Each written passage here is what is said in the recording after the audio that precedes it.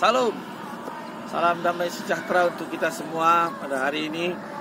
Doa saya, saudara yang menyaksikan video ini, saudara diberkati Tuhan dan Tuhan menjawab setiap doa-doa saudara, dan Tuhan melindungi kita, dan apapun doa kita biarlah dijawab tepat pada waktunya. Saudaraku dikasih Tuhan, ketika kita berbicara tentang doa, doa itu ialah satu hubungan intim dengan Tuhan. Doa itu satu hubungan akrab dengan Tuhan. Doa itu bercakap-cakap dengan Tuhan. Doa itu berkomunikasi dengan Tuhan. Jadi doa itu, saudaraku, ada pertemuan antara Tuhan dengan kita. Temu sehingga kita bisa mencurahkan isi hati kita. Jadi jangan pernah berhenti berdoa, karena doa adalah harapan kita, ya, permohonan kita kepada Tuhan, apa yang Tuhan ingin kita kerjakan untuk kita. Nah, saudaraku, saya nggak tahu apakah saudara sering berdoa, tapi saya percaya semua kita pernah berdoa. Menjadi persoalannya, apakah doa kita sudah dijawab atau belum? Apakah doa kita sudah dijawab atau belum? Dan hari ini saya ingin berbagi dengan saudara satu cara bagaimana kita boleh menerima jawaban doa, saudaraku. Karena doa itu sesungguhnya, saya katakan, kita meminta kepada Tuhan, dan Tuhan tidak pernah membiarkan kita jalan sendiri. Tuhan itu ingin memberkati kita, dan Tuhan itu mau menyenangkan kita. Tuhan itu mau kita hidup berbahagia.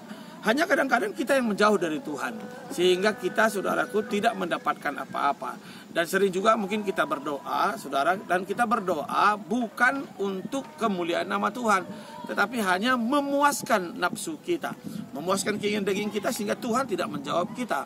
Tetapi saya katakan, tetaplah berdoa, tetap berharap kepada Tuhan, dan percayalah bahwa Tuhan akan berikan jawaban doa tepat pada waktunya. Sebab rancangan Tuhan untuk kita rancangan damai sejahtera, saudaraku. Ya, hari ini kita mau belajar, saudara, dari Kisah Para Rasul, ya, pasal 10 ayat 1 sampai 4.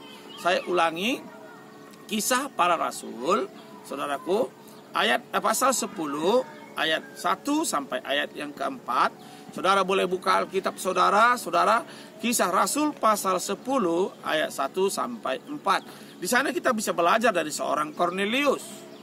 Ya, Kornelius ini seorang perwira. Mengapa Kornelius Tuhan jawab doanya? Begitu, saudara. Kenapa Kornelius Tuhan jawab doanya? Apa yang dikerjakan oleh Kornelius itu penting sekali. Ya, apa yang dikerjakan oleh Kornelius itu penting sekali kita juga boleh lakukan dalam hidup kita.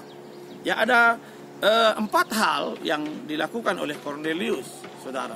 4 hal ini mungkin juga kita ikuti, teladani, sehingga doa kita pun dijawab oleh Tuhan. Ya, sehingga doa kita ini berkenan bagi Tuhan. Pertama dikatakan, saudaraku, di sana dalam pembacaan kita, ya, yang saudara buka di Alkitab saudara, Kisah Rasul 10 ayat 1 sampai ayat yang keempat. Yang pertama dikatakan di sana, ia saleh. Ya, kita harus memiliki hidup yang saleh, hidup yang takut akan Tuhan, hidup yang menyenangkan hati Tuhan. Saudaraku, apapun yang kita perbuat untuk Tuhan. Rajin beribadah, saudaraku. Rajin kita, saudaraku, memuji, menyembah Tuhan, dan melakukan segala perintah-perintah Tuhan. Sehingga yang pertama itu dikatakan, ia saleh, hidup seorang saleh, ia menjauhi kejahatan. Lalu yang kedua di sana dikatakan, saudaraku, ia dan si isi rumahnya takut akan Tuhan. Ya, dia takut akan Tuhan. Arti takut akan Tuhan ini, saudaraku, selalu menyenangkan hati Tuhan, selalu melakukan segala sesuatu, saudaraku, untuk Tuhan, hidup sesuai dengan kemauan Tuhan. Lalu perlu kita sadari, di sana dikatakan ia dan si isi rumah. Berarti, saudaraku, rumah tangga itu dijadikan satu rumah Tuhan. Ya, rumah tangga itu dijadikan satu mesbah doa untuk bersekutu dengan Tuhan, tempat untuk beribadah kepada Tuhan. Dan kita punya tanggung jawab, saudaraku, untuk diri sendiri dan keluarga. Saudaraku, kita bertanggung jawab sebagai diri sendiri dan keluarga. Ajak seisi rumah kita, keluarga kita, untuk beribadah kepada Tuhan. Ya, diajak, saudaraku, dibawa. Suami bertanggung jawab, sebagai kepala rumah tangga, membawa istrinya, membawa anak-anaknya. Ingat saudaraku dikasih Tuhan, orang tua yang beribadah akan memberkati seluruh keluarganya, akan memberkati rumahnya. Orang tua harus bisa memimpin anak-anaknya, dan ini yang akan menyenangkan hati Tuhan. Jadi yang pertama, ia saleh. Yang kedua, ia seisi rumahnya takut akan Tuhan. Mari, agar doa kita dijawab, rumah tangga kita diberkati, hiduplah sebagai suami, istri, ya, anak-anak yang takut akan Tuhan. Sehingga rumah tangga kita itu bagaikan satu taman Eden yang menyenangkan Tuhan, mesbah doa untuk menyenangkan Tuhan.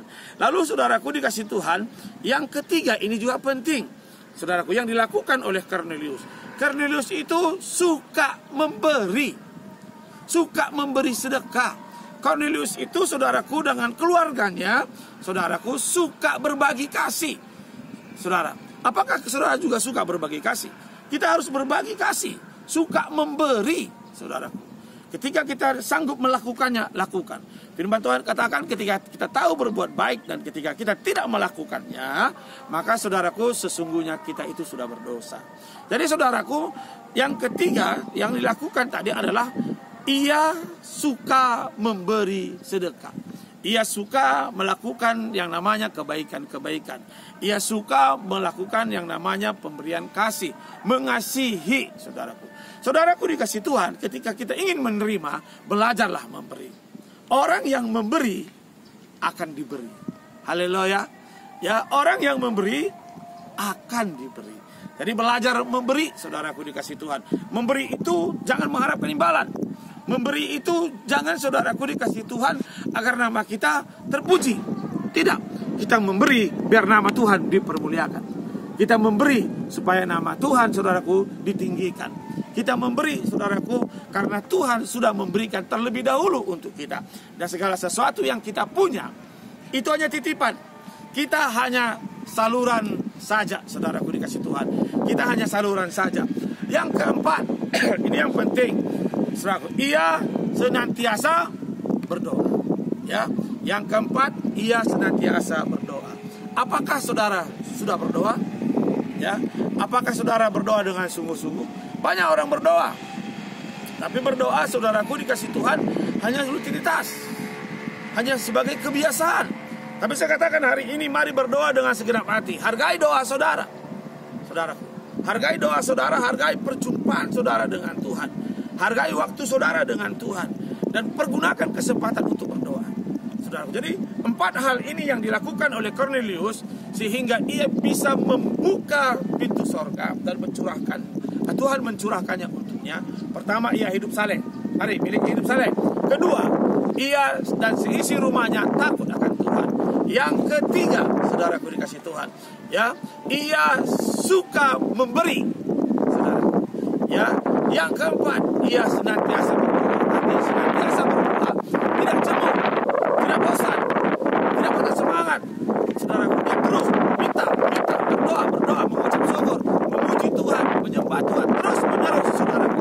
Ya, jadi saudaraku dikasih Tuhan, saya katakan 4 hal ini kita lakukan dengan pola seperti Cornelius. Pertama, hidup saleh. Kedua, takut akan Tuhan. Ketiga, saudaraku, suka memberi sedekah, mengasihi. Keempat, saudaraku, itu senantiasa berdoa.